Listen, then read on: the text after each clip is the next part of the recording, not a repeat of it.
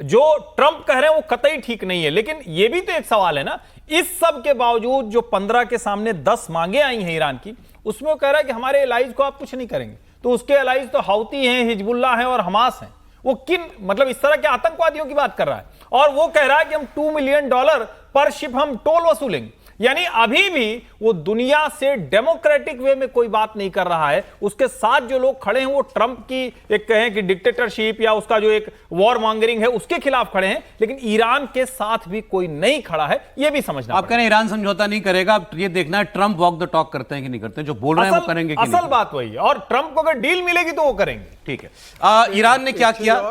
हाँ सर, जो उसके शर्तों में एक बात है कि स्ट्रेट ऑफ हॉर्मुज को उसने पहली बार ऐसा कहा कि ये ओमान और हमारा क्षेत्र है, ये इंटरनेशनल वाटर नहीं है, जबकि पूरी दुनिया आज तक इंटरनेशनल वाटर है। हम आधा और आधा मस्कट और हम मिलकर के दोनों तय करेंगे कि इसका क्या है। उसका कारण है कि वो वहां से कर वसूल करना चाहता है, जो भी जहाज जाएगा जिसके जरिए वो बिल्ड करना चाहता है। अभी इसको डिटेल में आपके सामने, व्यूअर्स के सामने रखते हैं क्या कहा है ईरान ने।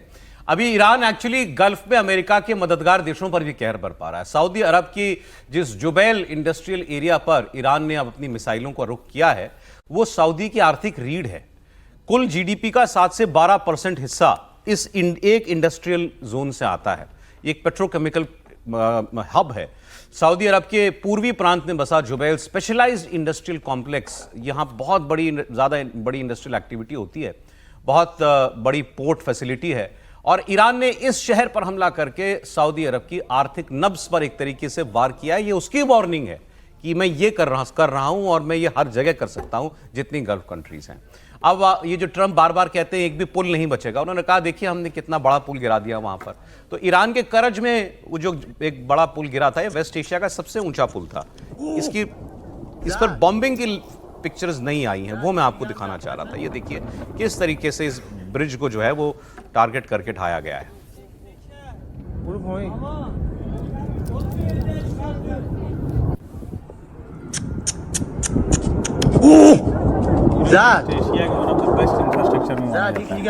देखिए आप इस पुल को इस तरीके से गिरा, वो यही कह रहे हैं कि अब ऐसे हम कोई पुल नहीं छोड़ेंगे। तेहरान को करज से जोड़ने वाला ये पुल जो है, इस पर 2 अप्रैल को हमला हुआ था और GBU-31 बॉम्ब्स के 2 ग्रुप्स इसके ऊपर गिराए गए थे।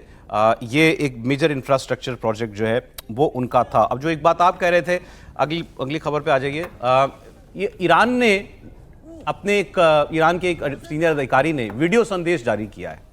सुप्रीम काउंसिल ऑफ यूथ के सेक्रेटरी ने देश की सारे युवाओं से अपील की है कि वो सारे पावर प्लांट्स के चारों तरफ पहुंच जाएं और एक ह्यूमन चेन बना लें कि अगर ये पावर प्लांट तबाह करने हैं तो पहले उनकी लाशें गिराए अमेरिका। ईरानी सरकारी टेलीविजन पर इस वीडियो को प्रसारित किया गया और इससे युवाओं से अपील की जा रही है कि नेशनल एसेट्स के पास जमा हो जाइए ताकि दुश्मन हमला करने से कतराए। लेकिन क्या ट्रंप कतराएंगे?